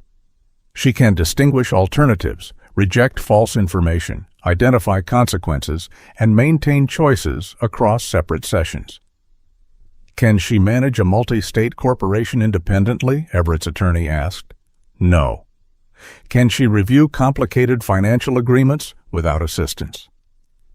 Not reliably at present. Everett's attorney turned toward the judge. Then she lacks capacity. Lenora did not shift in her chair. That is not what I said. Needing assistance with one category of decisions does not erase capacity in all categories. The courtroom grew quiet. She may need financial oversight, Lenora continued. She does not need another person deciding where she lives, who visits her, which doctor she sees, or whether she is permitted contact with her dog. Everett looked at his watch. The gesture lasted less than a second. Adelaide saw it. Her pencil tightened between her fingers. Mallory requested a private consultation with her attorney during the midday recess. When proceedings resumed, her silver leaf brooch was no longer pinned to her blouse. It sat on the table beside her hand. Judith noticed. So did Adelaide. Mallory's statement did not become a noble confession. She admitted that she had relied on Everett's descriptions of their mother instead of independently consulting Adelaide's doctors. She had accepted language in the guardianship petition that she had not personally verified. Then she disclosed that Everett's attorneys had recently sent her a draft statement assigning responsibility for Mica's removal to the Charitable Foundation staff and to Mallory's miscommunication with Lowell Brandt. Everett turned toward her. Mallory. It was the first time his composure visibly shifted. She flinched at her name, then steadied herself. "You told me it was temporary boarding," she said. Everett's attorney objected. Judge Mercer allowed limited questioning. Mallory admitted she had supported removing Mica because she believed the dog complicated Adelaide's medical care. She had not asked where Mica was being taken. She had not followed up when Everett said the dog escaped. "Why are you changing your position now?" Judith asked. Mallory looked at the brooch on the table. "Because my brother was prepared to make me responsible."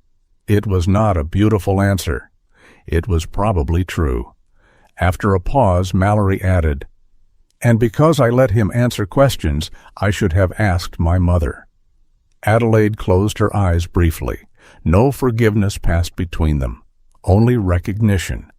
Sometimes that was the first honest thing a family could manage. Everett chose to speak. He did not deny opposing the audit. He did not deny arranging Mica's removal from Adelaide's residence. He denied ordering abandonment or harm. His defense was built around scale. Wexler Hearth housed thousands of elderly residents and employed thousands more. A public financial panic could damage credit agreements, halt construction, close facilities, and cost jobs. Adelaide's demand for an immediate independent audit, he argued, had been reckless in timing and scope. "My mother built something larger than any one person," he said, "including herself." The sentence settled over the room. Everett continued. She was ill, angry, and being encouraged to interpret ordinary business restructuring as betrayal. I acted to stabilize the company until she recovered." "By seeking permanent guardianship?" Judith asked. "By ensuring decisions were made responsibly." "And who determined what responsible meant?" "I did." There it was, not greed in its simplest form. Certainty, the belief that competence granted ownership over other people's choices. Everett looked toward Adelaide. "I was protecting what you built." Adelaide raised her pencil. Judge Mercer addressed her gently. "Mrs. Wexler, would you like to respond?" Adelaide nodded. Lenora placed the communication board at a better angle. No one moved closer than necessary. Adelaide began to speak. The word caught. Everett leaned forward. "She wants to say—" Adelaide's right palm struck the table. The sound cracked through the hearing room. Everett stopped. Her breathing sharpened. Lenora waited beside her but did not touch the pencil. Adelaide wrote. Slowly. The first word took nearly 20 seconds. The whole sentence took more than a minute. "Do not finish my sentence." She turned the board toward Everett. Judge Mercer looked over her glasses. "Mr. Wexler, you will not interrupt your mother again." Adelaide rested, then continued with a combination of speech and writing. She acknowledged her limitations. She could not safely walk alone. She needed help managing medication. Complex financial documents exhausted her. She accepted independent oversight of major transactions and did not expect to resume daily control of Wexler Hearth. Everett's face softened slightly, as though he believed she had reached his conclusion. Then Adelaide wrote, "Help is not ownership." She pointed to herself. "My home." She pointed to Mica's photograph on the board. "My dog." Then to her own name printed at the top of a legal form. "My name." The words were imperfect. The meaning was not. "I need help," Adelaide said, forcing each syllable into the room. "I do not need disappearance." Everett lowered his eyes. For the first time, he did not check his watch. Judge Mercer issued her decision late in the afternoon. She found that Adelaide lacked the present ability to independently manage all complex corporate and financial affairs. An independent financial supervisor would be appointed, and large transactions would require review. But the petition for plenary guardianship was denied. Adelaide retained the right to determine her residence, medical providers, visitors, personal relationships, and the care arrangement for Mica. Any future restrictions would require specific evidence, not generalized claims of frailty.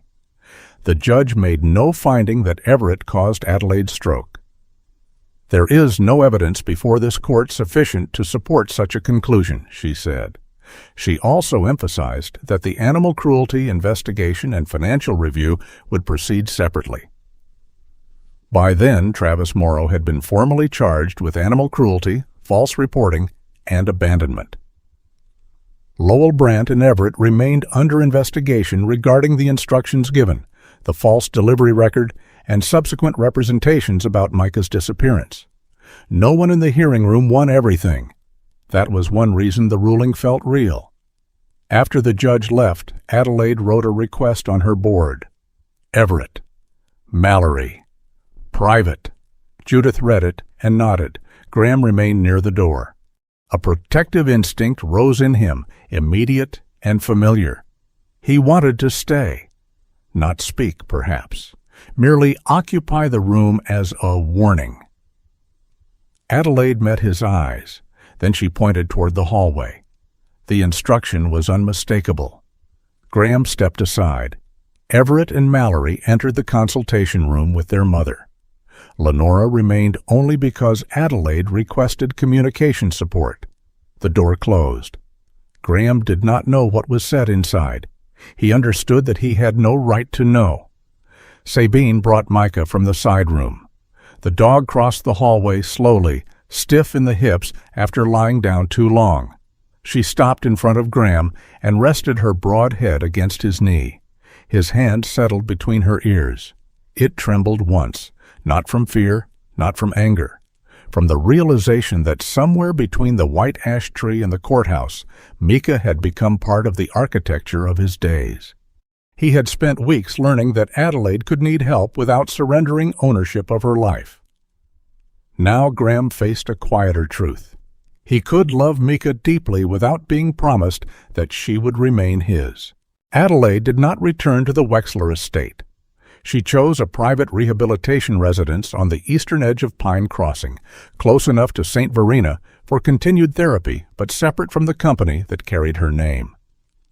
The apartment was small by the standards of her former life: one bedroom, a sitting room, a kitchenette, and windows overlooking a courtyard where bare maples held snow in the forks of their branches.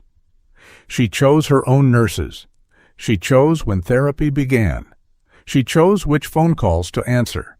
Those decisions were ordinary enough to appear unimportant until someone had nearly taken them away. Her recovery continued in stubborn increments. She could walk short distances between parallel bars, but still needed a wheelchair beyond the room. Her speech improved, though fatigue often turned clear sentences into slow searches for the next word. The left hand remained weak. Mica visited twice during Adelaide's first month there. The first time, the German Shepherd moved carefully around the wheelchair, inspected every corner of the apartment, then settled beside Adelaide's right foot. The second time, she struggled to rise after sleeping on the polished floor. Sabine examined her hips that afternoon. "She needs predictable surfaces, shorter trips, and fewer transitions," she said. "Travel can be managed, but we should not pretend affection cancels arthritis." No one argued. The harder question was where Mica should live. Adelaide could not safely manage a large aging dog alone. Graham's cabin had a ramp, fenced yard, familiar routines, and enough space for Mica to move without elevators or crowded hallways. Elaine also believed the cabin had become the dog's most stable environment after the trauma. The agreement took 3 meetings, 17 pages, and 1 argument about whether Graham could authorize emergency surgery if Adelaide could not be reached. Judith drafted the final version. Adelaide remained Mica's legal guardian. Graham received authority over daily care, routine veterinary decisions, transportation, and emergency treatment. Major non-emergency procedures required consultation with Adelaide whenever possible. Graham read every line. "You know, most people adopt dogs without a contract thicker than a transmission manual," he said. Judith adjusted her red-framed glasses. "Most people are not caring for a disputed assistance animal connected to an ongoing criminal investigation." Adelaide tapped her pencil twice on the wooden board. Then she wrote, "He likes manuals." Graham looked at her. "I like manuals written by people who have repaired the thing they are describing." Adelaide's laugh came out rough and incomplete, but unmistakable. When the papers were signed, no one called Mica a gift. She was not passed from one person to another like property wrapped in gratitude. Her care had been arranged according to what her body needed and what both people could honestly provide. That mattered. The idea for White Ash began with a dog named Otis. Otis was a 12-year-old Labrador whose owner had died at home during a February freeze. The county shelter took him in, but the building was already over capacity.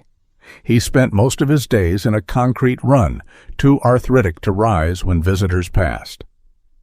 Sabine asked whether Graham could foster him for 1 week. 1, Graham said. Otis stayed 12 days before a retired postal worker agreed to take him.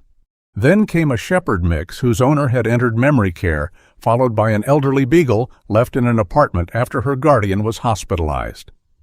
Graham began noticing a pattern he had previously walked past. Many older dogs were not abandoned because no one had loved them. They were abandoned because illness, death, housing rules, money, and human frailty had arrived faster than a plan. At the same time, several older veterans in the county contacted him after hearing about Mica. Some wanted dogs, others only wanted somewhere to go that did not require them to explain why their houses had grown so quiet. Good intentions began accumulating around Graham's cabin. So did bowls, blankets, medication charts, and veterinary bills. By the time Sabine found him building a second outdoor run beside the scrap shed, she placed both hands on her hips. No. Graham continued tightening a bolt. You don't know what I'm doing. You are expanding. I am replacing a fence. You are expanding while pretending to replace a fence. He stopped turning the wrench.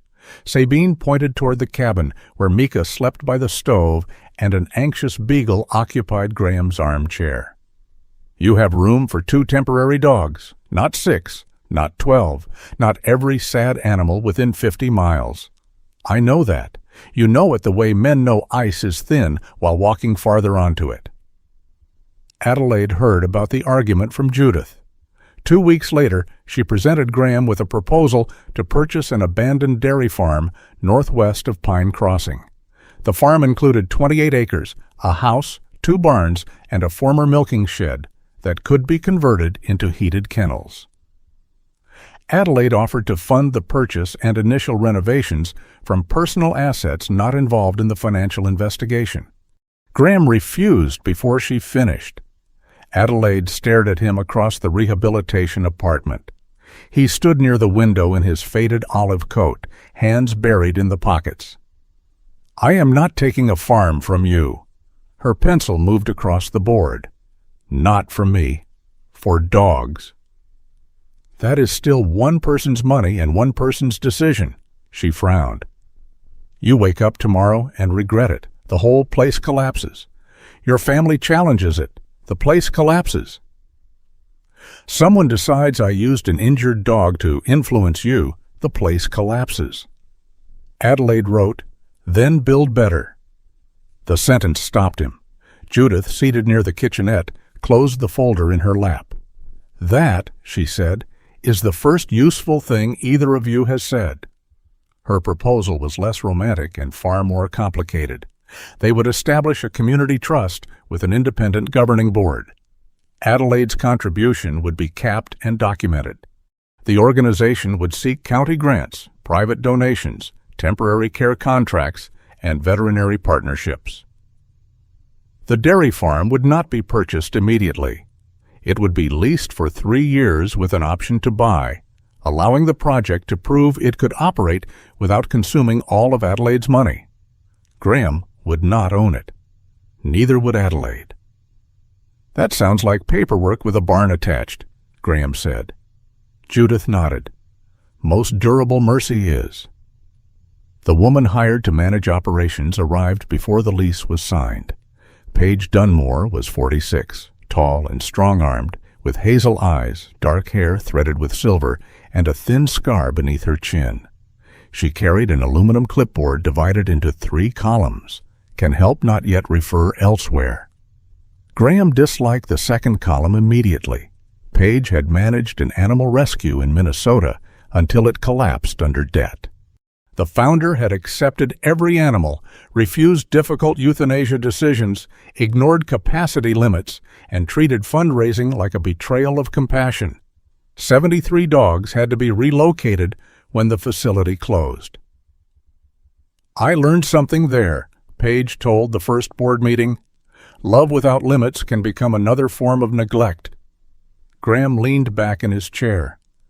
Dogs are not inventory. No, Paige replied, which is why we cannot stack them beyond what we can care for. Sabine supervised veterinary protocols. Elaine created behavior assessment and rehabilitation plans. Marla Venn, 60, managed the finances. Marla had a square face, close-cropped gray hair, and the unsettling habit of asking for receipts before accepting explanations. She was a forensic accountant by training and regarded vague generosity with the suspicion other people reserved for tax fraud. At the first budget meeting, Graham proposed using donated lumber to build 8 kennels. Marla asked how much insulation, drainage, heating, insurance, food, medication, labor, and emergency care would cost. Graham said the lumber was free. Marla stared at him. Wood is rarely the expensive part of a building. Paige smiled without kindness. Graham began to understand that white ash would contain more people willing to tell him no than any military unit he had served in. It may have been the project's strongest feature. Nolan Price came to the farm before renovations began. He stood near the broken gate wearing a blue-gray work coat with the company logo removed. In his hand was the empty key ring from the Northline vehicle. "I want to help," he said. Graham looked past him at the collapsed fence. "Why?" "Because I should." "That is not an answer." Nolan swallowed. "Because I stood there while Travis left her." Mica was beside Graham, leash loose. She did not hide, but she did not approach Nolan either. "I testified," Nolan continued. "I gave them the dispatch records I had. I'm cooperating." "That is what the law requires." "I know." Graham studied him. Forgiveness would have been easy if it could be exchanged for labor. A few repaired boards, some cleaned kennels, perhaps one noble act in a storm. But repentance measured in dramatic gestures often expired quickly. "You can work," Graham said. "You do not get keys. You do not handle medication. You are never alone with a dog until Paige approves it." Nolan nodded. "And if you stop cooperating with Aaron, you stop coming here. I understand. You will clean the old milking stalls." Nolan looked toward the barn. "How many?" "All of them." There were 24. For the first time, Graham almost smiled.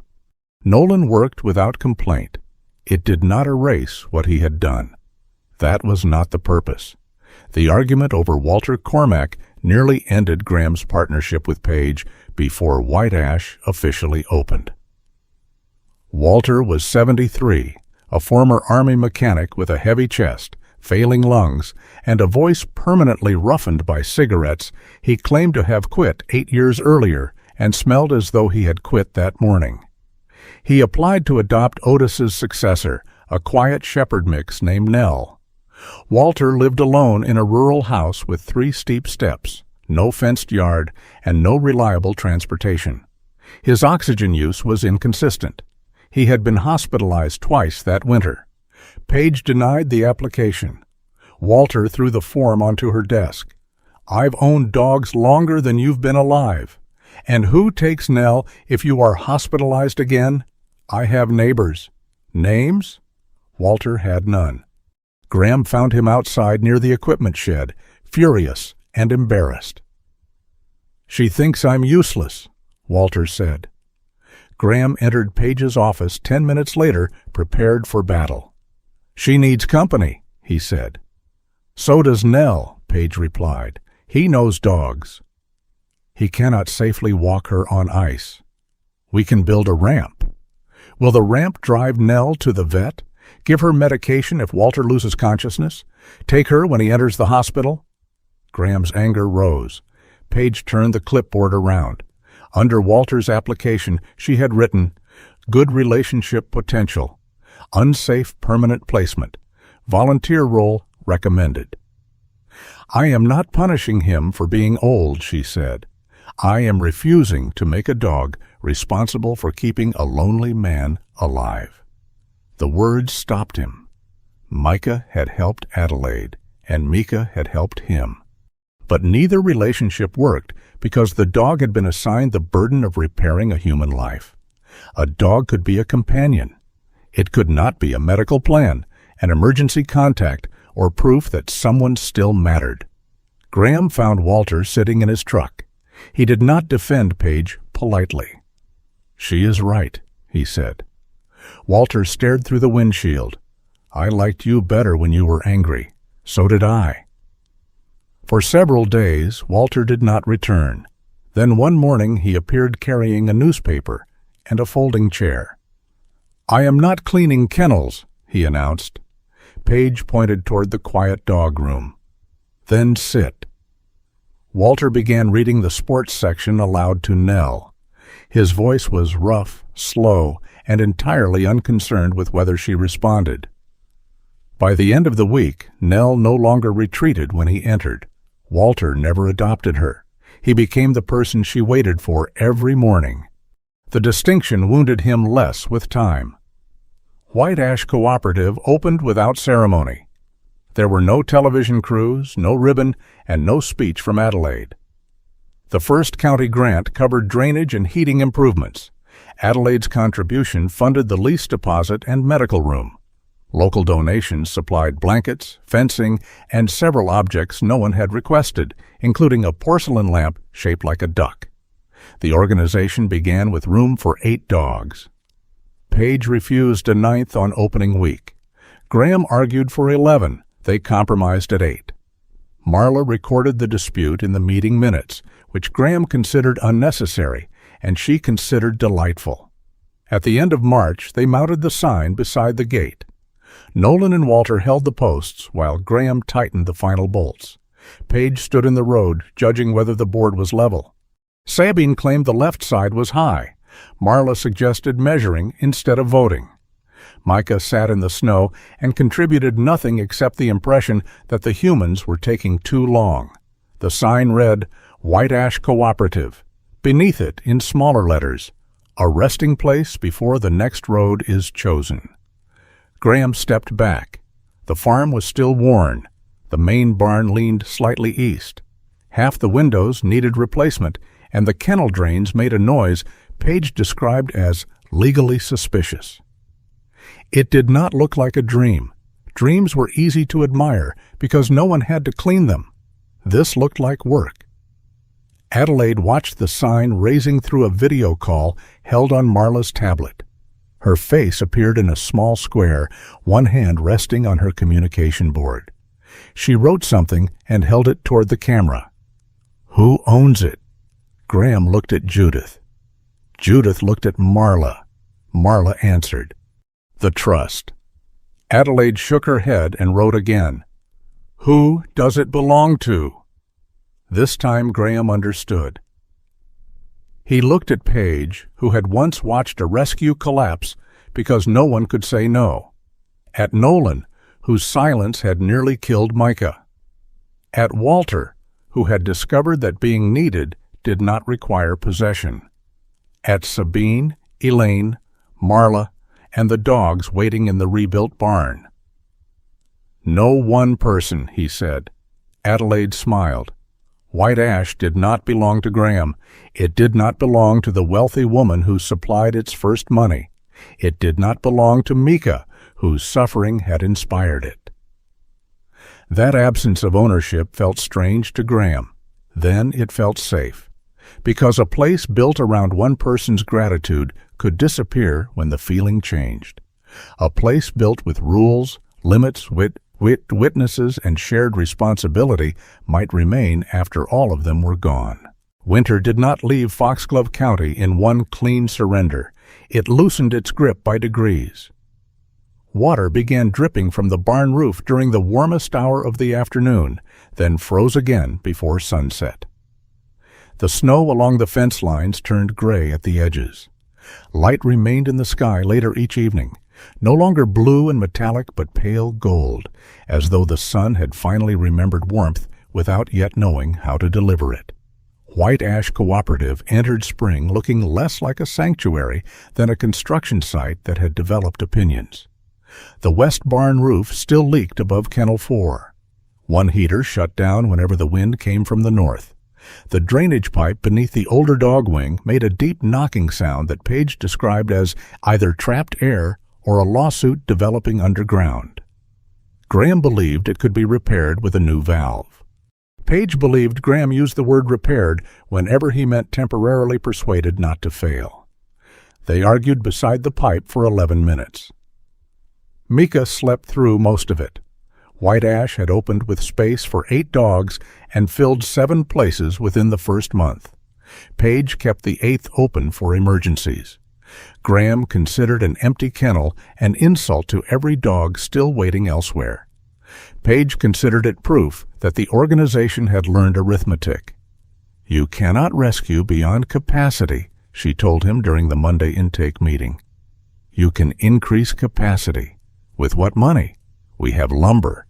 We also have heating bills, insurance, veterinary costs, food, staff hours, medication, and a septic system old enough to remember Eisenhower. The lumber is free. Marla then looked up from the budget report. Free materials are a powerful method of creating expensive buildings. Graham leaned back in his chair. He had once worked with men who could cross open water at night, enter hostile ground, and return without leaving evidence they had been there. None of them had been as difficult as 3 women with clipboards. The dogs were no easier. Hector, a 13-year-old Labrador, refused to cross the metal threshold into the heated wing. He would stand outside in falling snow and stare at the silver strip as though it concealed a trapdoor into hell. Graham built a wooden cover for it. Hector rejected the wood too. Walter Cormack finally solved the problem by laying newspaper pages across the entrance and reading the sports section aloud while slowly backing inside. Hector followed, apparently unwilling to miss the final score. In Kennel 3 lived Bracken, a deaf German shepherd whose previous owner had entered hospice care. Bracken guarded his food bowl with the solemn fury of a king defending the last grain in a famine. Elaine designed a feeding routine using visual cues, distance, and predictable timing. Graham ignored one step and nearly lost a glove. Paige added the incident to the training notes. Graham objected to the phrase handler error. Paige changed it to experienced handler error. The third challenge was Clementine, an overweight hound whose ribs had not been visible since the previous administration. Sabine placed her on a measured diet.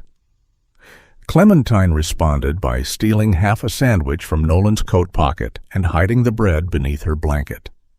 Sabine examined the empty wrapper. This dog has turned eating into a political movement. Nolan checked his other pocket. She left the mustard. Even revolution has standards.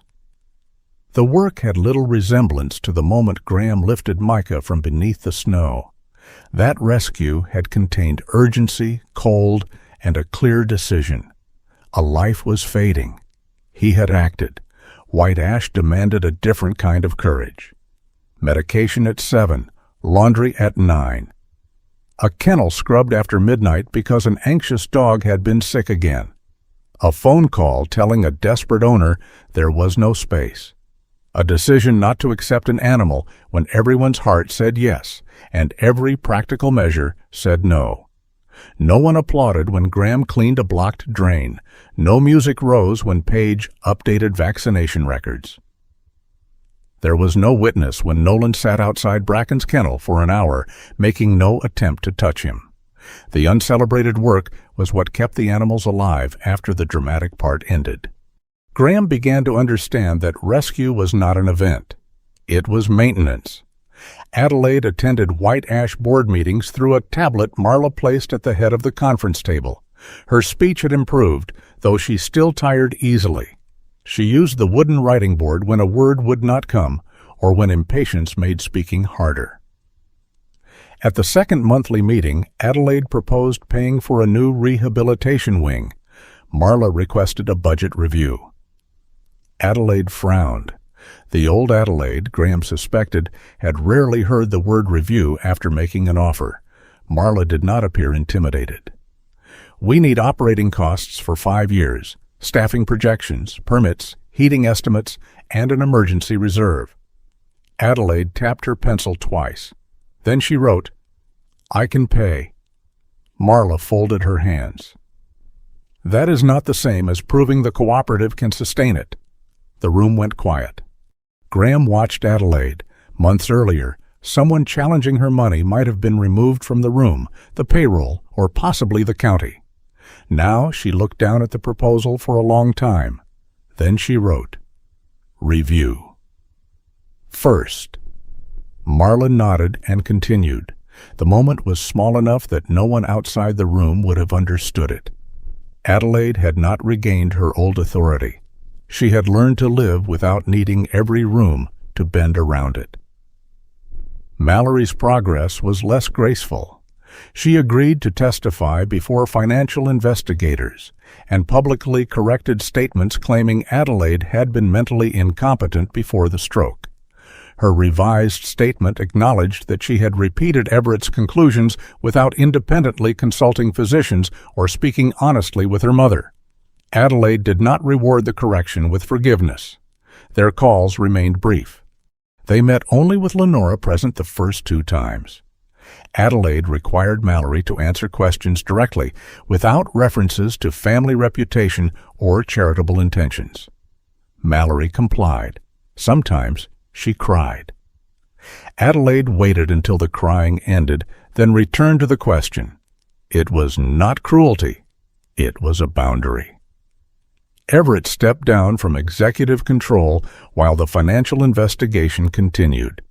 There was no public collapse, no handcuffs beneath camera flashes, no confession delivered from courthouse steps. He issued a carefully worded statement about continuity, governance, and confidence in the review process. The board appointed an interim chief executive. Life moved forward without asking whether Everett felt understood. For a man who had believed his judgment indispensable, irrelevance may have been the first consequence he could not reorganize. Adelaide's first visit to White Ash was scheduled for a clear afternoon in early April. Graham began preparing 3 days beforehand and denied doing so. He repaired the ramp outside the main barn, moved 2 stacks of lumber, checked the fenced meeting yard twice, and asked Paige whether the gate latch had always seemed loose. "It has not changed since yesterday," Paige said. "That wasn't the question." "It was the answer you needed." Mica sensed the change in routine. She followed Graham from barn to workshop, then back to the yard, her gait stiff during the first few steps after each rest. Graham told himself he was concerned about the visit tiring her. That was true. It was not the whole truth. The care agreement made Mica's home clear. Her bed was near Graham's stove. Her medication lived beside his coffee tin. She waited by his workshop door and rode in the repaired ATV trailer when the road was safe. But Adelaide was the first person Mica had been trained to protect, the first voice she had learned to answer. Graham had no intention of standing in the way of that bond. He merely feared what it might reveal. Adelaide arrived in a wheelchair-accessible van with Lenora and a rehabilitation aide. She wore her blue-gray cardigan beneath a winter coat and had wrapped the burgundy scarf around her neck. Her gaze moved across the farm slowly. The uneven barns, the patched windows, the sign beside the gate. She took in White Ash without the expression of a benefactor inspecting a gift. She looked like a woman arriving at a place that existed partly because of her and did not belong to her. Graham respected her for that. Mica waited inside the fenced yard. When Adelaide's wheelchair crossed the gate, the dog stood. For a second, no one moved. Then Mica walked forward. Her pace was not the frantic run of a young dog. She moved carefully over the packed snow, favoring her hips, eyes fixed on Adelaide. A low wooden platform had been placed beside the wheelchair. Mica stepped onto it, lifted her front paws to the footrest, and pressed her head against Adelaide's chest. Adelaide's right arm closed around her neck. Her face folded. No dramatic sob escaped her. Her breath simply left in a long, shaking sound as she buried her hand in the fur behind Mica's bent ear. Mica remained there, accepting the embrace with the stillness of an old duty remembered. Graham stood near the fence. Something tightened beneath his ribs. He was ashamed of the feeling before he could name it. Jealousy was too childish a word. Fear was closer. Not fear that Adelaide would take Mica by force. She had done everything possible to avoid treating the dog as property. Graham feared that Mica might reveal she had only been waiting to return. Adelaide looked toward him. Perhaps she saw it. She reached down and unclipped the leash. Graham's body went still. Adelaide did not hand the leash to him. She placed it on the snow inside the secure yard. Mica stepped down from the platform. For several seconds, she stood between them. No one called her. No one tapped a leg, held out food, or offered a command disguised as a choice. Mica walked to Graham first. She pressed her nose into his palm. His fingers closed gently around the side of her face.